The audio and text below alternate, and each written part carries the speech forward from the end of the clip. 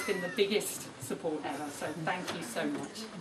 Okay, so I've finished my Oscars now, and I've got some serious business to get down to now. So I wanted to introduce you to some of the characters in the book. Okay, some of you will have read it, some of you won't. There are three very important characters. Well, there are quite a few important characters, but I thought I'd talk about these three. And I wondered if you could perhaps guess who they were. So for the first one, I wondered if Caitlin, the lovely Caitlin, would mind... There you are. Yes, my first volunteer. Okay, so... for those of you who've read it, this is a memory test, and for those of you who haven't, it's a history test. Okay, just organise this a little bit. Okay, so here, I don't really need this, do I? Here we have, as you can see,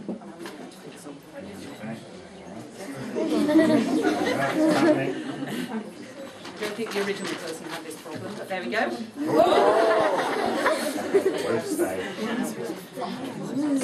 Hair is too shiny to smooth. Do you want to fiddle with it? Give it a tug. Oh, we can... Yeah. Hold it on with your hands. Shall I do that? Okay, now here we have, as you can see, the most beautiful woman who has ever lived. Okay, and I wondered, maybe people who haven't read the book, if they would like to hazard a guess who this might be. She's actually a very important character in the story. Okay, so does anyone have any ideas who it might be if you haven't read the book? Goldilocks. If you haven't. Okay, anyone? Goldilocks. Goldilocks is a very good guess. I've actually got to say, I think this person was a real person. I think. So, Siobhan. Abby? It's not Abby, no. Abby does have a lot of hair, but not quite like this. Jack. Not Mellifluous. It's actually a character from history, from ancient history. Who said Helen? Did someone say Helen of Troy? There you go, the face that launched 1,000 ships, and hopefully 1,000 books as well. So that's my first character. Okay, and then I wondered if Daniel was around, because we've got an important Daniel, another very important character. There we go. Hi, Daniel. Right, now then. Here we go, another very important real character from history. Have you read it? I bet you've read it. And yes! Well, thank you, Christopher. Say it a bit louder. Einstein. Very important chap. Okay, and one more. Okay, and I wondered if Jack was around. Where's our Jack? Oh, yes. He says with feigned surprise. Okay, this one might be a bit more difficult. Okay, this is from history too. Okay. This is from ancient history, and it's from a very important and famous book that is very special to me. Okay, any guesses? I'll give you a clue. Sorry? Samson. Yay! Samson, the hairiest man of all. Now, these three characters might not appear to be important at first, but actually they are at the heart of the book. And there is actually a sort of slightly serious message in the book, without getting too heavy about it, and these characters are very important parts of that. So you'll just have to read it and find out. Okay, fantastic. Thank you so much.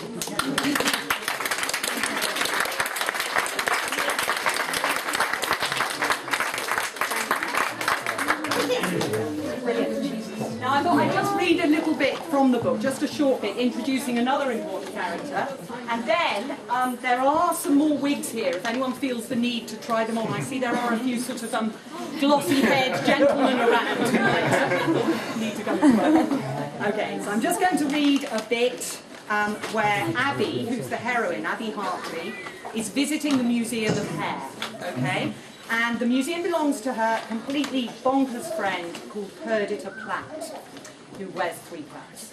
Perdita's mum, Coriander, has disappeared, okay? And the 2 girls have been given the job of mending a shrunken head. And I think that's all you need to know. Okay.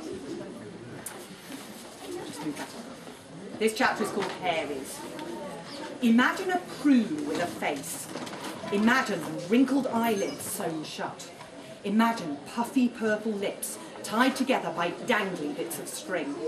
Imagine blue-black hair gushing from the crown like a too-big wig. Imagine a little triangular goatee beard dangling from the chin. And imagine the whole thing fitting into your hand. Abby didn't have to. She was looking at it. That is disgusting, she gasped. Perdita grinned. Well, you wouldn't look so cute if you'd had your head cut off, and your skull taken out, and your scalp boiled, and hot stones shoved inside. Oh yes, and hot sand stuffed up your nostrils. I suppose not, mumbled Abby. This was Mum's last find. Perdita scoured her chin with her teeth. She picked it up in the Amazon jungle a few months ago. Actually, she found two, but the other head fell out of a hole in her bag. Abby felt a little sick. What do we have to do to it? Darn it. What's wrong? No, I mean we have to darn it. Sew it up again. The stitches are all rotten. Abby felt a big sick. Come on, you hold the lips together while I unthread them. We wouldn't want the tongue to fall out now, would we? Perdita chuckled. Abby didn't. The world went fuzzy as she reached out a finger and thumb and pinched the lips together gently. They felt surprisingly hard and smooth, like eggshell. Perdita hummed as she pulled out the stitches. You can let go now. Abby wished she hadn't. The lips lolled apart. Black flakes crumbled out of the mouth. There was a low groan. Oh, pardon me, said Abby. She backed away from the stand, holding her stomach.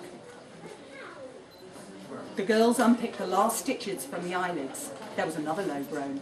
What? Asked Perdita. Wasn't me, said Abby. Not this time, I swear. To swear is no nice.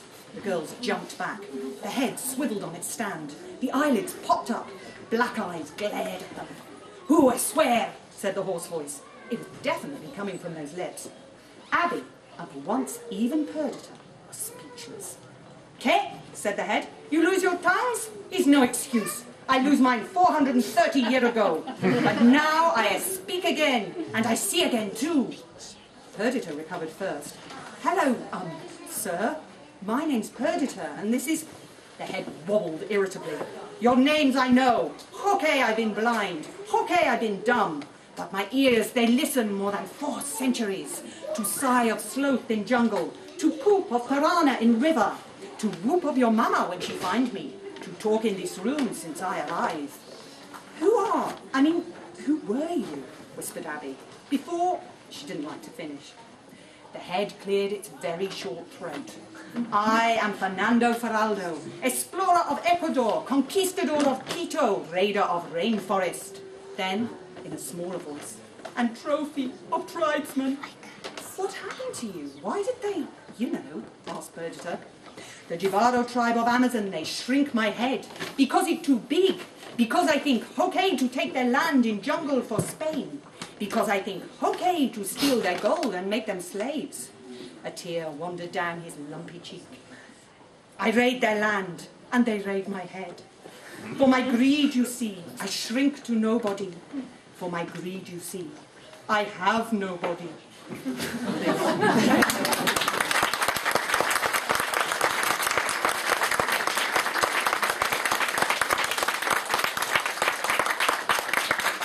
Okay, so it's completely mad, obviously.